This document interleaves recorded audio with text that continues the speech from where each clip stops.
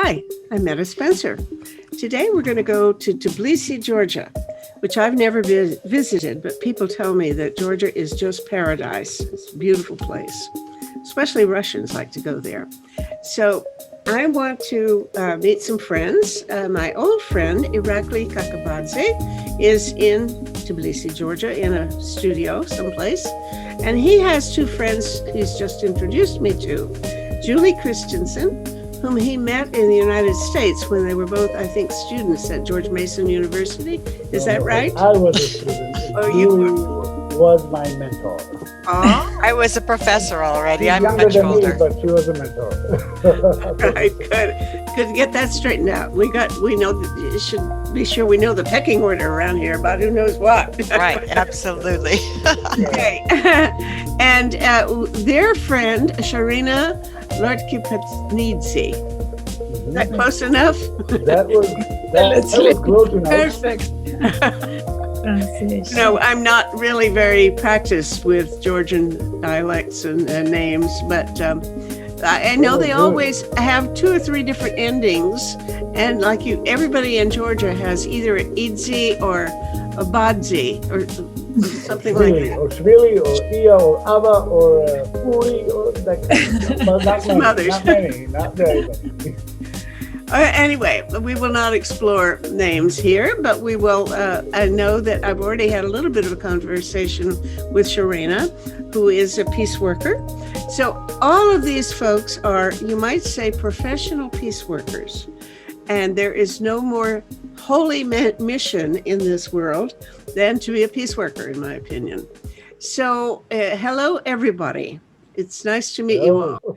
Well, let's sort of pretend that I am the guest and Irakli is the host, because you have some topics that you would like for us to cover.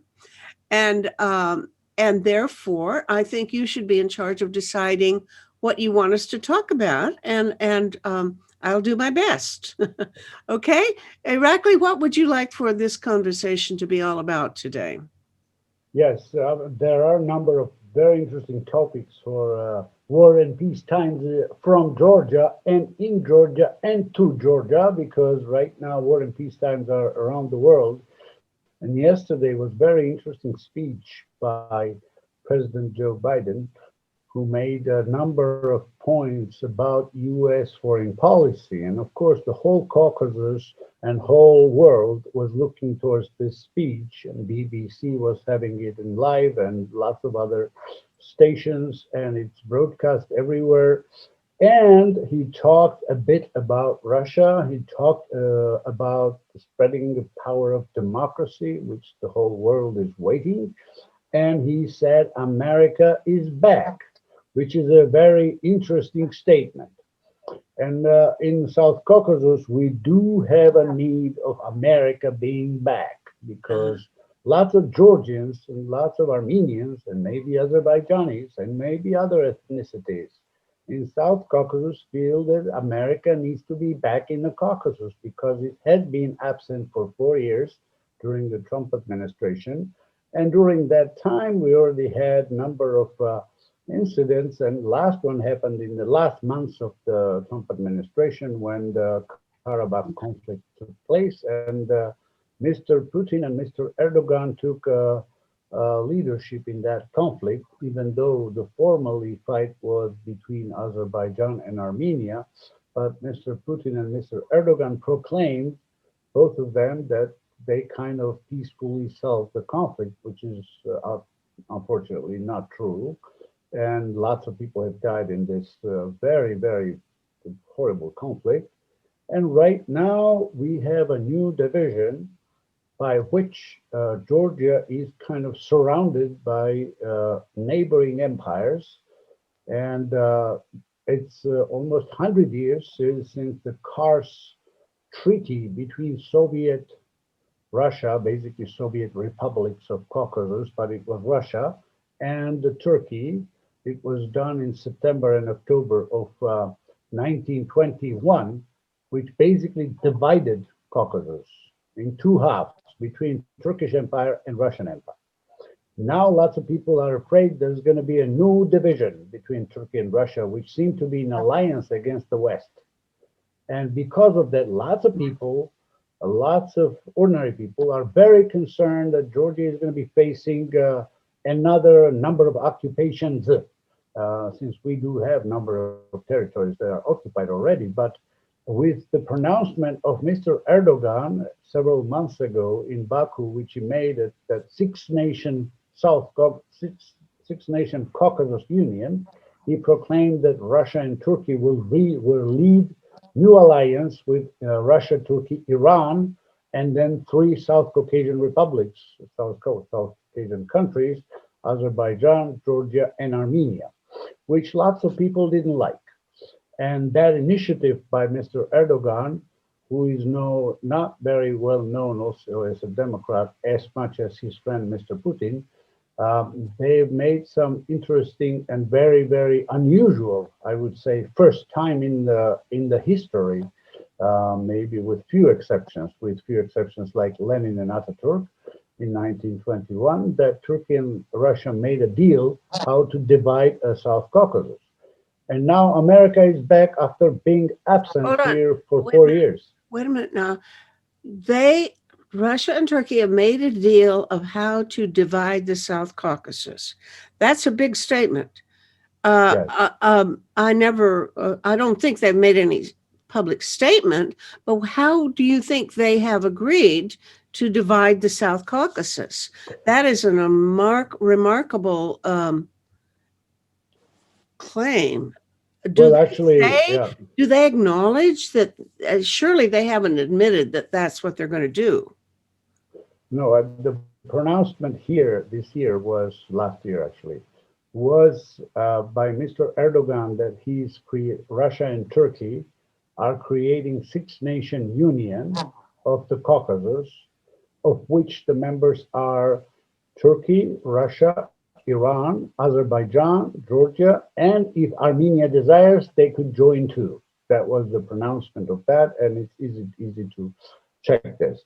How they divided the Caucasus in 1921 in the famous Kars Treaty, that number of Georgian provinces went to Turkey, number of Georgian provinces went to Russia, Sayangilo province went to Azerbaijan, and there were some other Georgian provinces that were divided between Armenia, Azerbaijan, and Georgia. So the new division, which set up the whole Karabakh situation and all other things, happened in the city of Kars in 1921.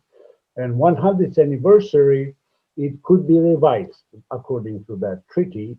So Mr. Erdogan was basically saying that now Caucasus would revise this treaty, and those big countries who were always deciding the fate of small nations like Georgia, Armenia, and Azerbaijan would make a new deal to make a new kind of beginning.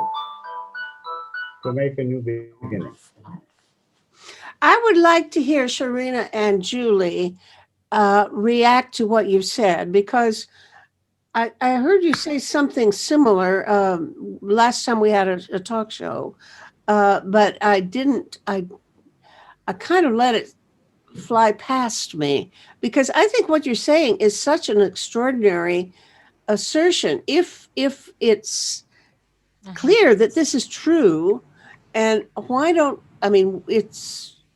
it's an epoch-making development.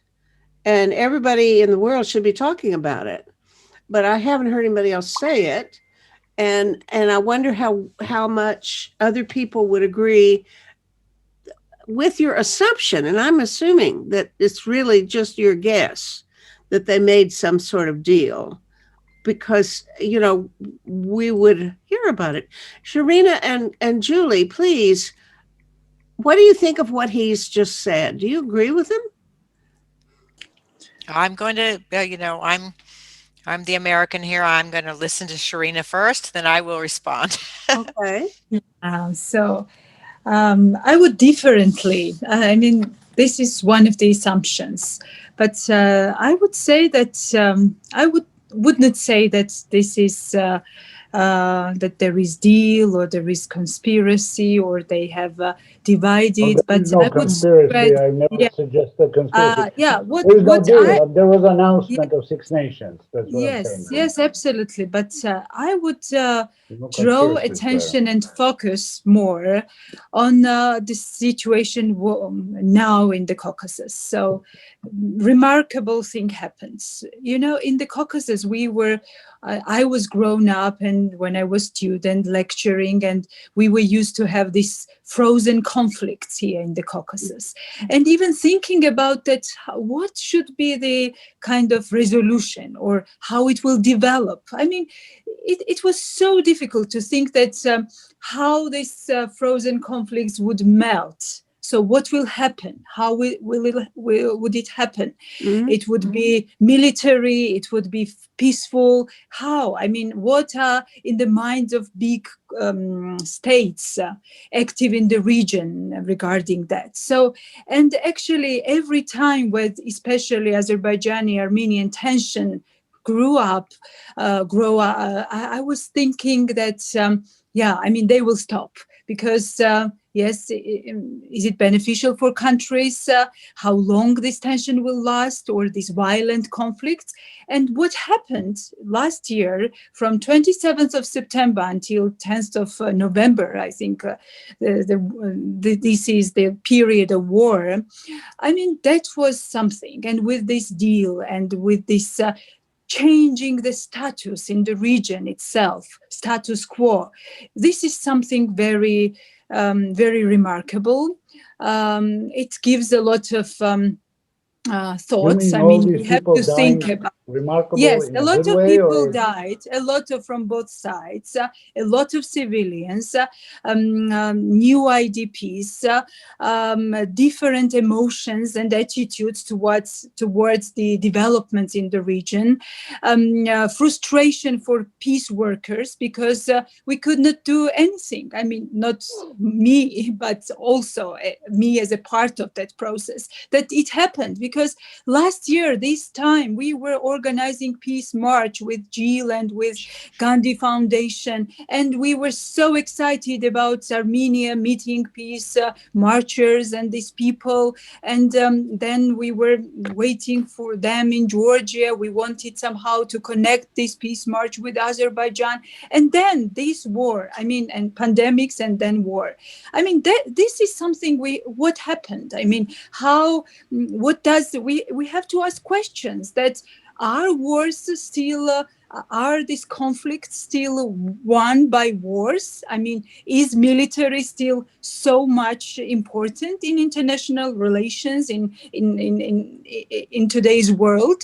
If you have big army, even if you see, I mean, for me, this is the question, first of all, I mean, to understand, because if we see for instance, military balance in the region, among, of course, South Caucasus countries, Azerbaijan has the biggest army, better equipment, technology, and Turkey with supporting and backing, and then Armenia also quite big military power, Georgia very small. And what we see, I mean, what is this?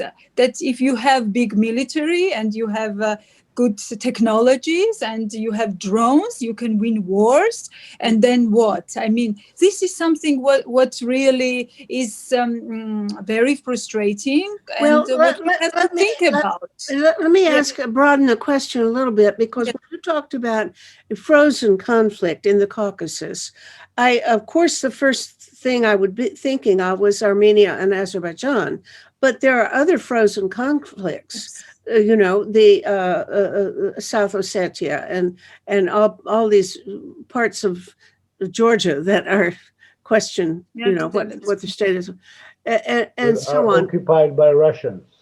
Yeah. Okay.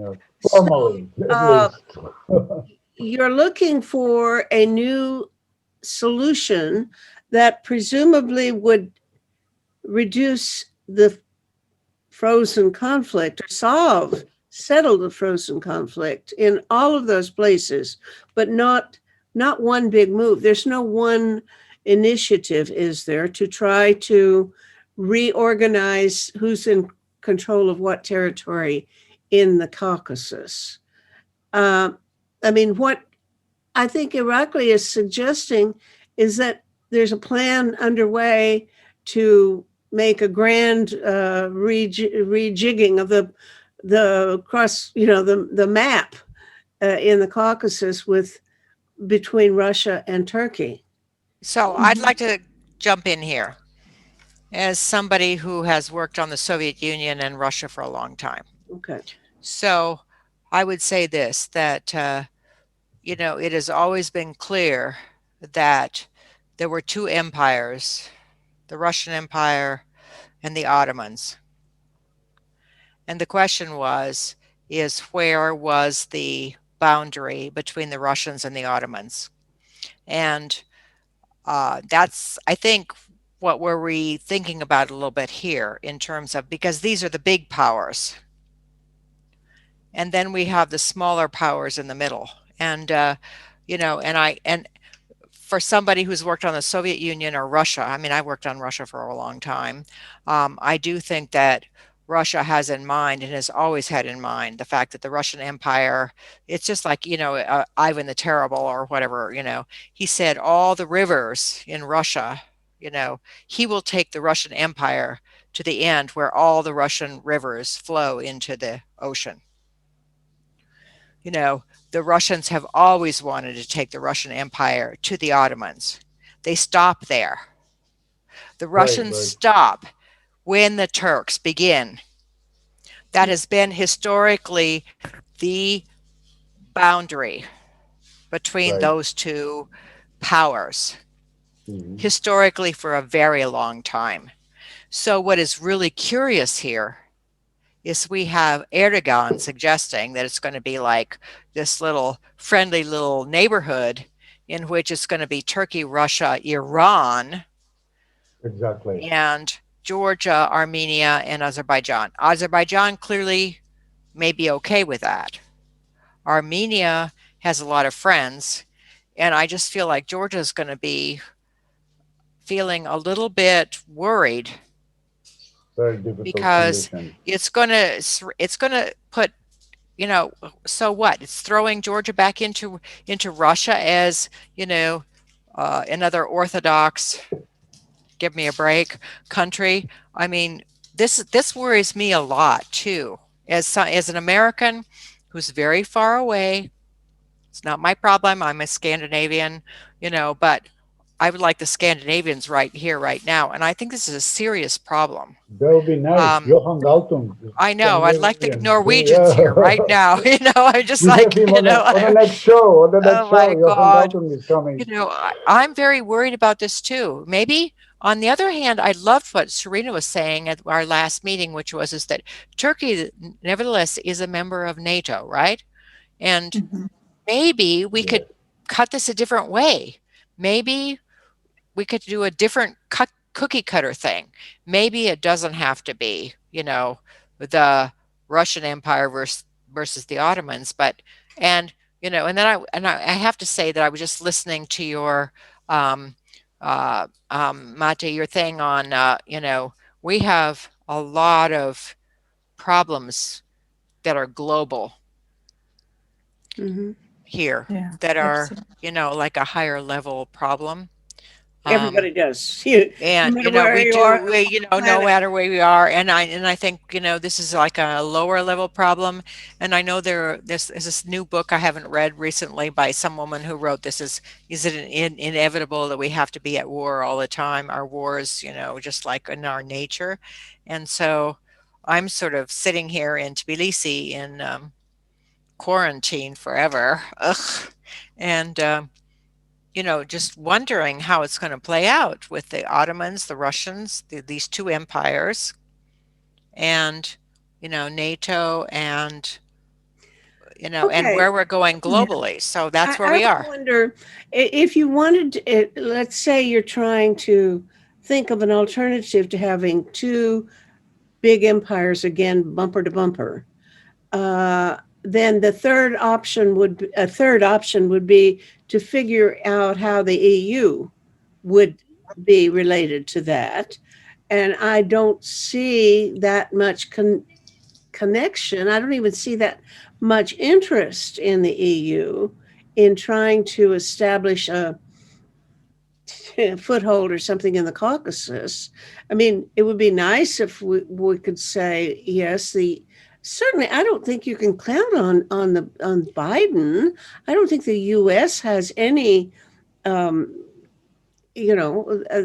not in the game in the Caucasus. Can I just make some explanation here, because I think when I made this speech about the Kars and Kars Treaty, which is a historic fact, basically, Russia and Turkey have divided the Caucasus in a new way. I mean, before that, the towns of Artvin and Kars and all these places belonged to Russian Empire, and then they belonged to independent republics of Georgia, Armenia, and Azerbaijan, lots of the territories. And then they were taken and kind of divided by the Soviet Empire and the Ottoman Empire, the new Turkish, Ataturkish, secularist, but still empire.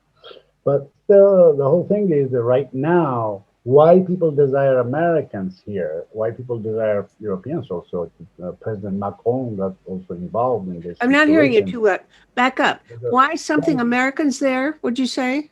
Why people desire Americans and why people desire French, for instance, why people desire British. And they're not talking about NATO. Why Georgians want relationship with the U.S., with the French, with the Brits, etc. Right. Because if they don't want Putin or Erdogan, what else have you got? They see that lots of Georgians have lots of historical memories from those two empires, which are very painful, and are in lots of ways are afraid of those two empires conquering Georgia again, which is very close to reality. Well, that's logical.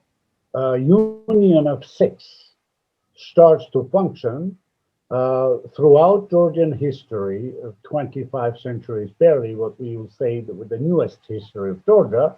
Georgia has been conquered a number of times by Ottoman Empire as well as by Persians, but then, of course, last 200 years were under the Russian Empire. So it's very understandable that people, not just Georgians, but other peoples in the Caucasus too, have those fears, different types of fears. That Russia and Turkey are together in making new order, and they already made it because Russian troops are right now in Karabakh and South Azerbaijan.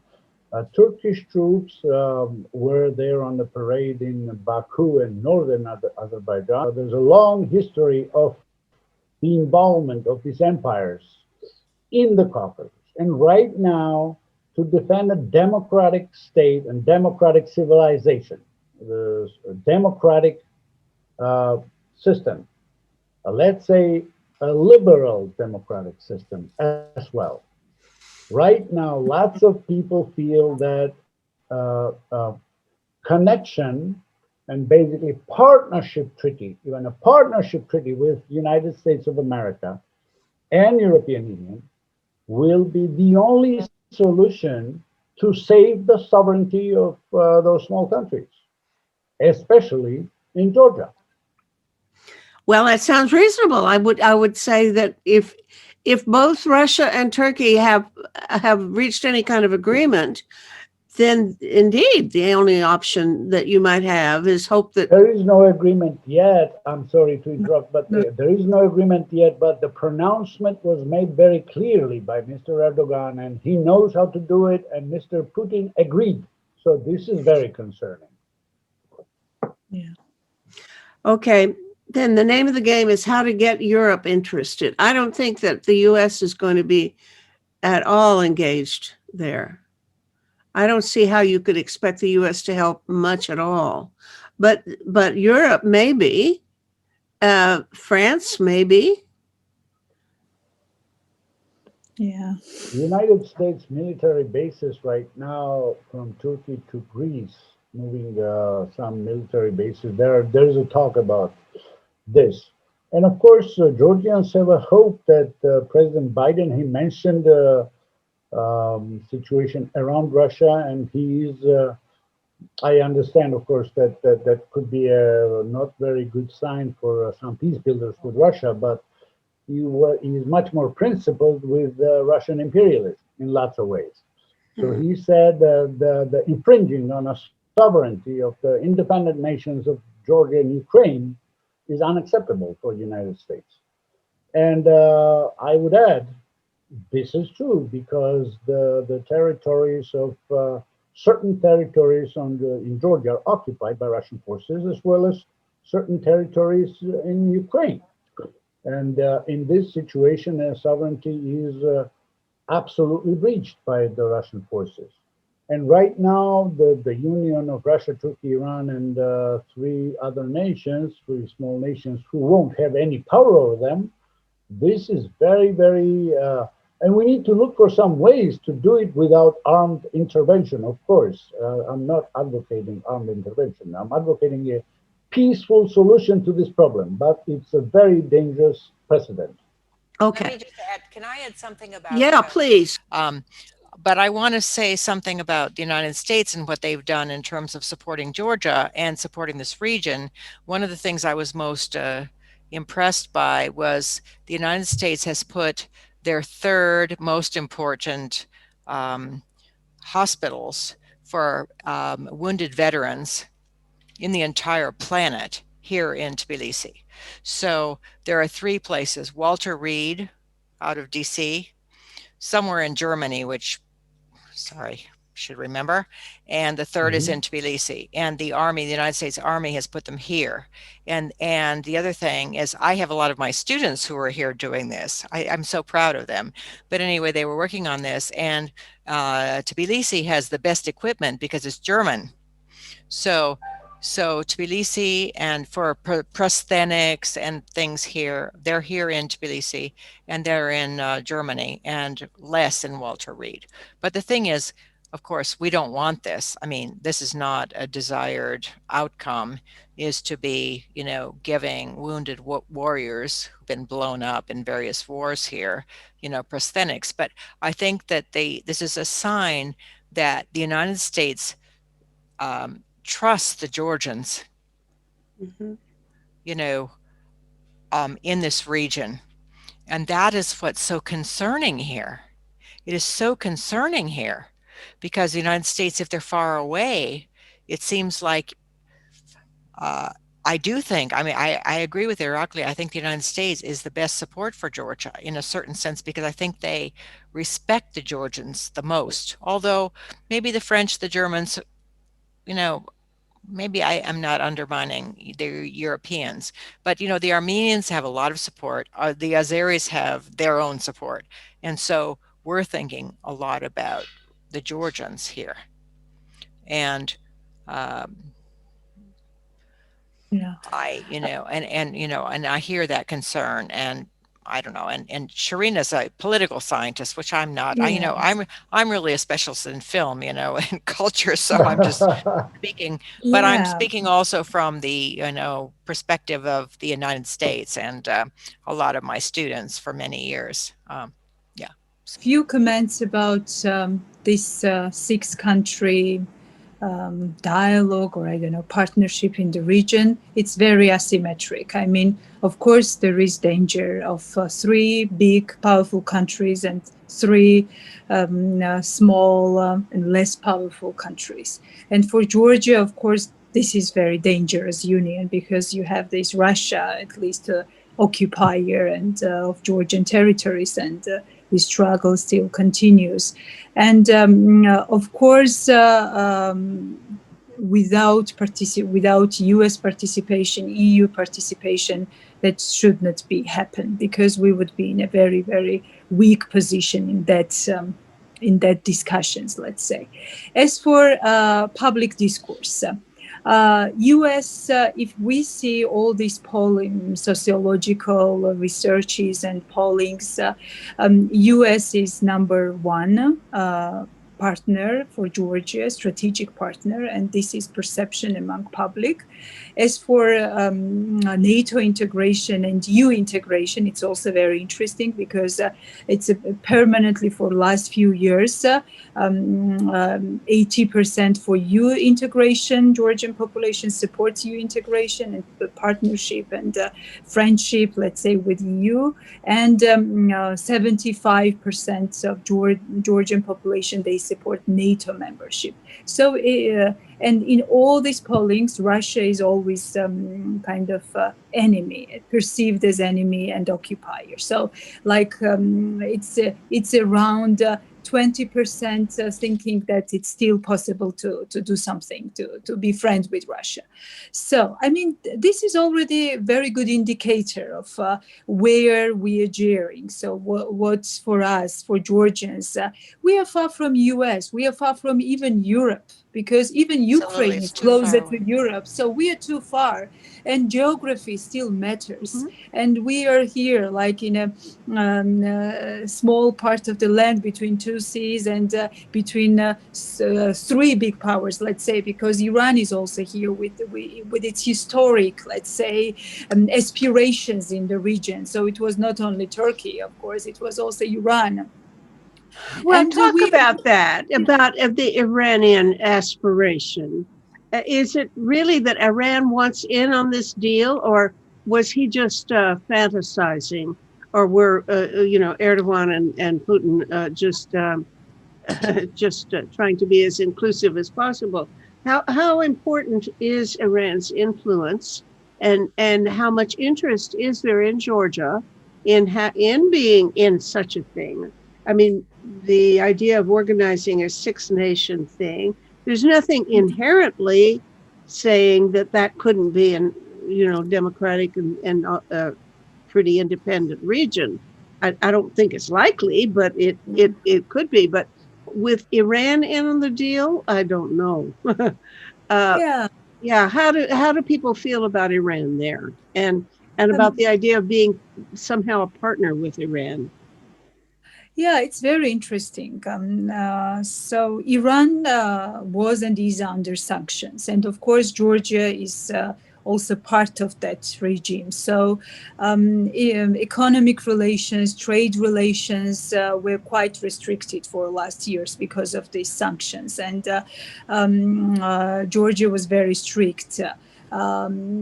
But there were some, so this sanctions component in this relation is very important because it did not and does not give countries opportunity to cooperate, to trade, to exchange. So that's why this decade of this process somehow affected very much on the economy. There is no much discussions about Iran at all. But what's interesting, there was quite a big inflow of Iranians in Georgia in 2013-15 Yes, because we have very light restrictions on this entrance and permissions and so on.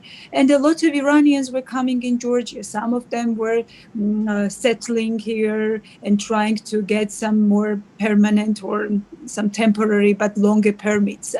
And you see, and even before not before pandemics, but I'm speaking about beginning of second decade of 21st century.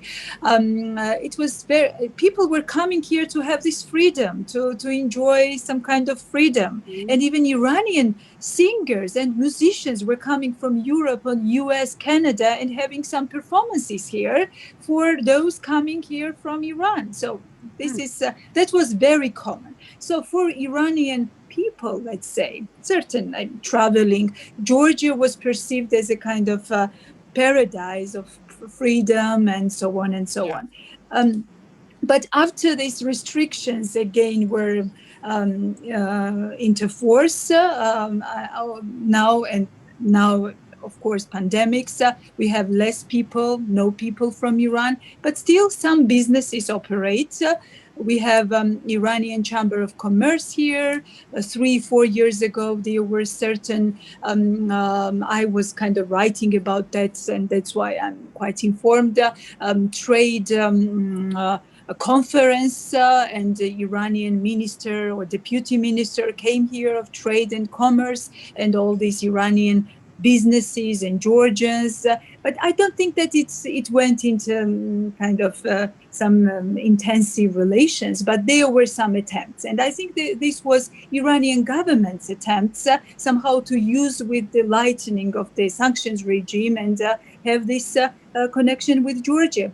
For many Iranians, Georgia was seen as a kind of transit country to Europe, because they were coming here to go to Europe, to US from here. So, I mean, this is the land of opportunity was for Iranian people. And of course, in these bilateral relations, there were some attempts. But Georgians, we are with Americans. I mean, all Georgian policies towards Iran, these bilateral relations, they were very much driven by Georgian-U.S. relations and what is negotiated. And because for Georgia, and actually why, when Jill was telling us about that Americans trust Georgians or they like Georgians, let's say, this is because we try to adhere to the bilateral rules and what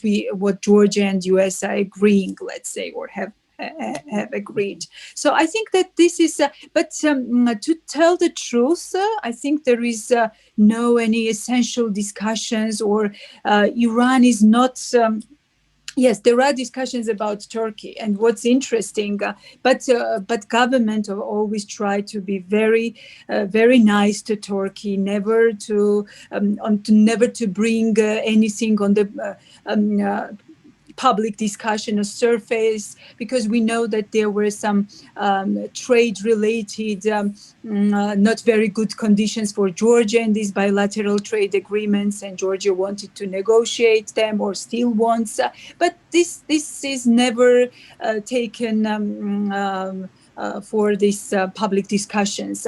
And what's interesting for Georgia-Turkey relations, before elections, one of the political parties, they wanted to, they even had this big poster in Ajara Autonomous Republic, indicating that not only Russia is enemy, but Turkey is also enemy. And actually there was very, very strong public kind of protest against that poster, and it was very, it was kind of pre-election campaign, part of campaign, but it did not work, and this party also did not get as many votes as they got during previous elections in 2016. So I mean, it's because yeah, I mean, this is generally how it looks like. What's interesting, what I see as a problem is Georgia, Armenia, Azerbaijan, and the relations between these countries,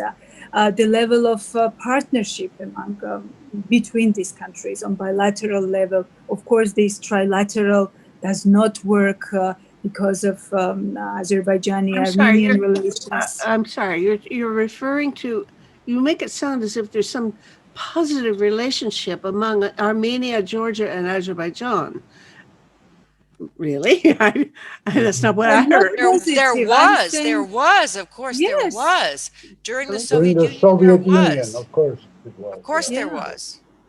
Yeah. But now it's You know, and so, I mean, that may sound like Pollyanna, but that did happen, you know, and we talk about that in terms of the recent war between Armenia and Azerbaijan, that now there is no sympathy between Azeris and, you know, Armenians, where even in the previous war, which was the Armenians, I mean, you know, nevertheless, under the Soviet state, there was a sense of, you know, commonality. And, you know, that sounds, maybe I'm being naive to say that, but that there was a sense of the Caucasus under the Soviets.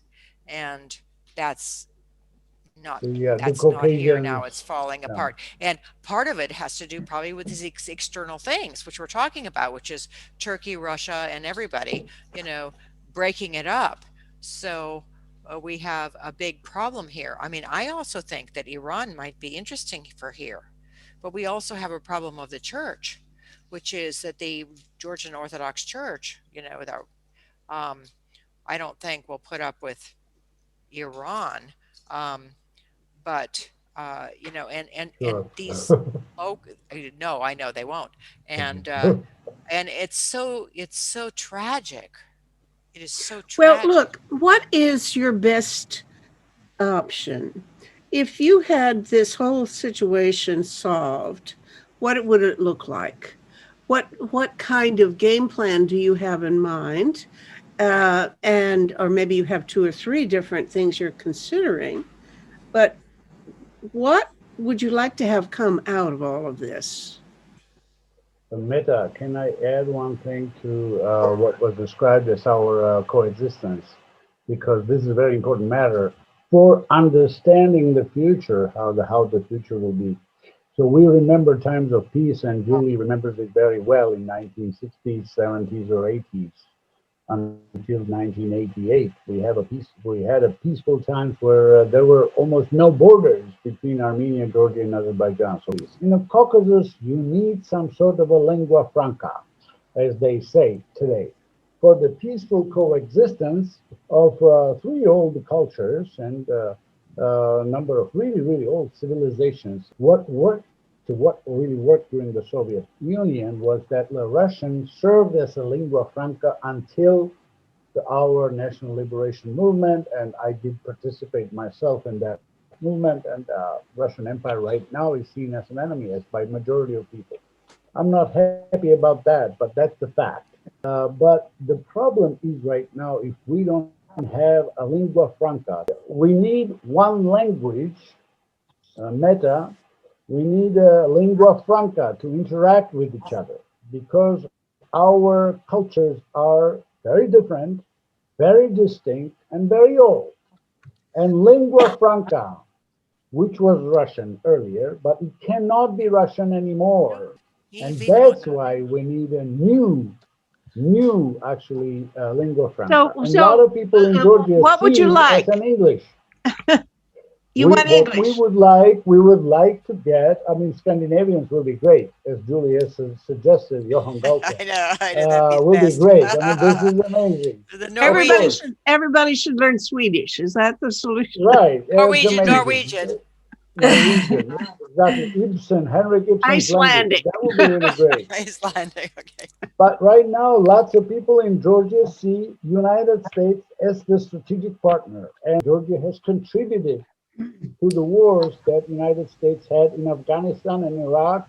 We have contributed with the soldiers and everything, and now lots of Georgians feel that we need guarantees of our security from our closest partners, basically by peaceful means. We are not meaning that by any kind of military interaction and intervention. By peaceful means, this is the United States of America, Great Britain, and maybe France, maybe Germany too. I don't think you're going to get it. I don't think. I'm sorry. Then we're I done. really Then we're don't. done, Meta. Then we're done. I don't think. I don't even know whether I want it to happen. I You know don't what? even know whether Oh, I yeah. would like it. I mean, but the U.S. is not going to guarantee the national security of Georgia. But how does it guarantee the national security in Afghanistan or Iraq or in Syria or in lots of Well, other look what countries? happened when they 180 did. countries. Yes, What they they said I mean, do you want that? no. I We don't. don't want Russians. I mean, the alternative to American forces is this six nation union, and majority of Georgians are against it. They don't accept the empires, the Russian and Ottoman and the Iranian empire is totally unacceptable for Georgians. And you propose to us to be slaves to the Russians or Turkish or Iranians? Yeah. That is Exactly. unacceptable for us. If Never will accept a live Georgian like that. it's nice of you. It's very flattering that you're pleading with me to give you American support for Georgians. From a Canadian. Are you kidding No, me? she's American. Meta is American. Yes, I promise you, we Canadians will protect you. Yes. what it's Okay. worth. Canada will be Ask nice. Canada. Canada will be nice. Ask Canada. But Canada is not bad. but you know, Ronald SUNY, you know, back in the old days, and I don't really like. I think Ronald SUNY had, you know, was really unfair with his history, but you know, his idea was, nevertheless, we should have regional elections, and I think that would help because there are so many layers here, you know. And when I was talking to our friend Susan Allen and stuff, and she was saying, you know, not everybody here. I mean, with all these nationalities and all these people. But I want to say one thing, that when I was in, you know, in Virginia, and some of the Georgians who were there were saying, they said, you know, Americans or Europeans spend millions of dollars to protect some sort of rare species of birds or something like that. But you have ancient cultures around the world who are close to extinction. And this is what Right. we're talking about here. And these are really deep, you know, cultural, historical things.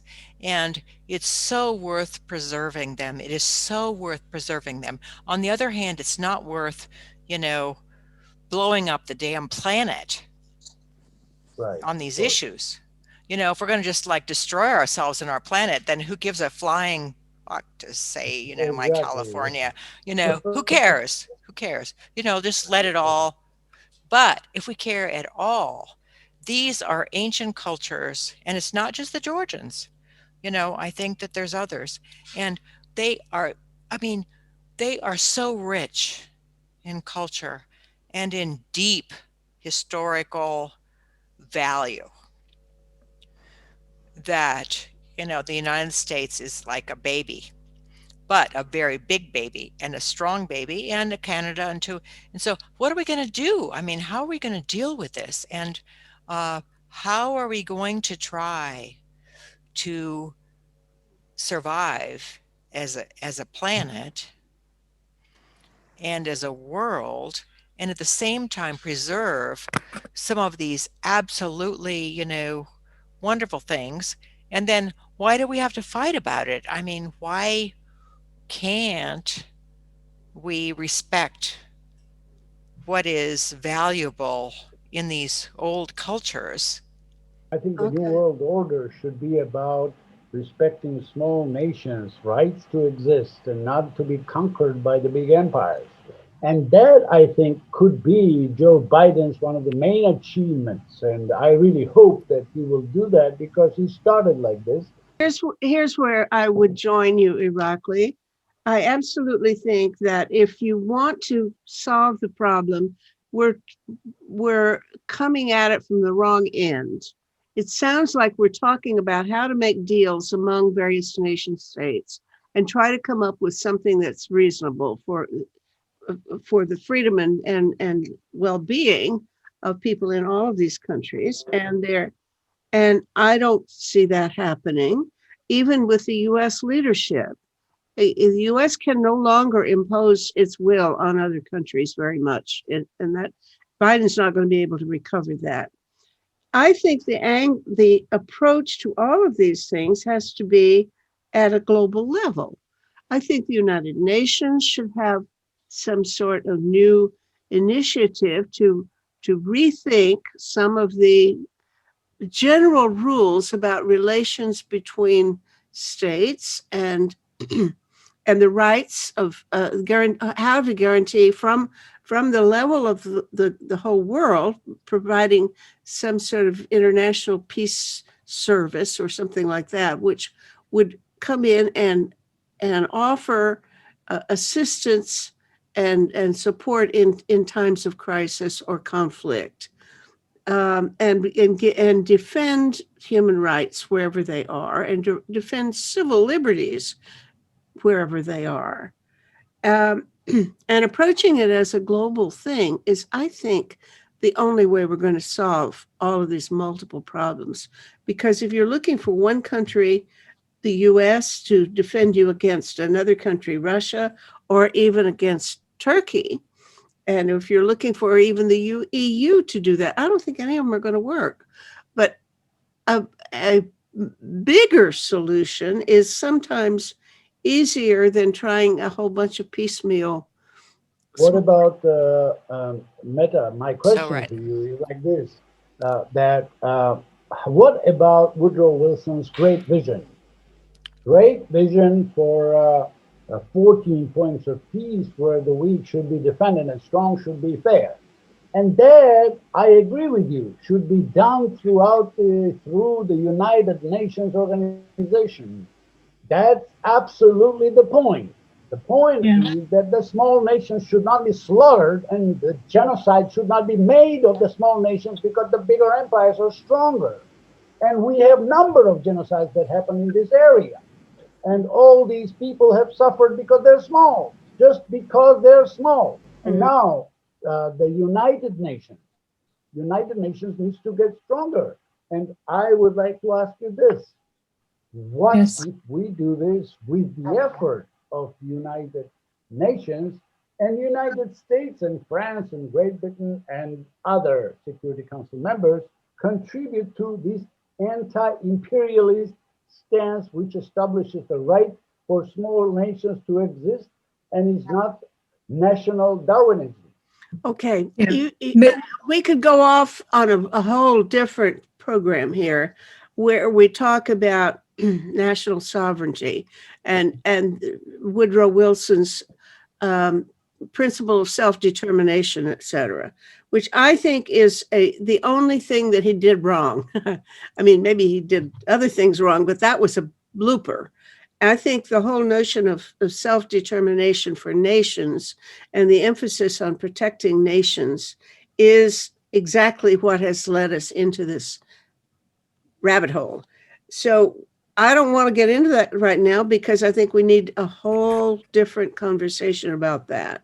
But I'm looking at transnational guarantees that the world protects the rights of any people who are being threatened or whose rights are being deprived.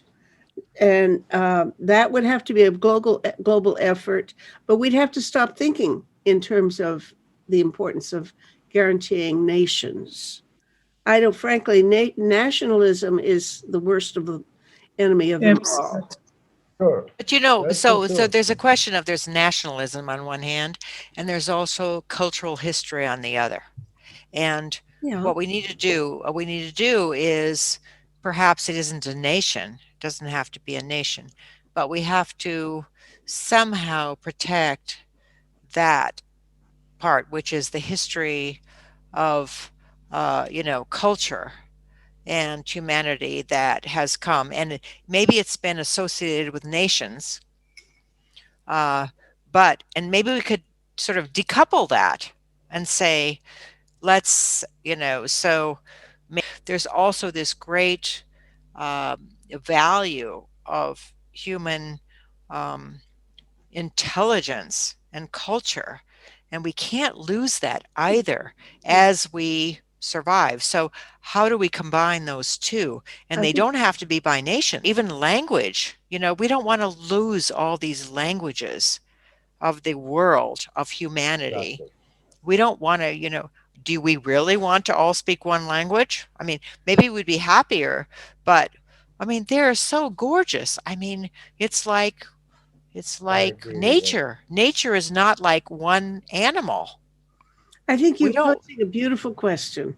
And obviously, we have less than 1 minute to answer it. Oh, I didn't think we're going to answer it today, but I think we have an agenda already established right there for another conversation, don't you think? Exactly. I know. And it's such an important Okay. it's very, very important. Great. Well, we've had a good start for what I think is a very important discussion. Thank you, Meta, and I'll go for a next discussion. Bless you all. It's been fun. Thank Bye-bye. you. Bye.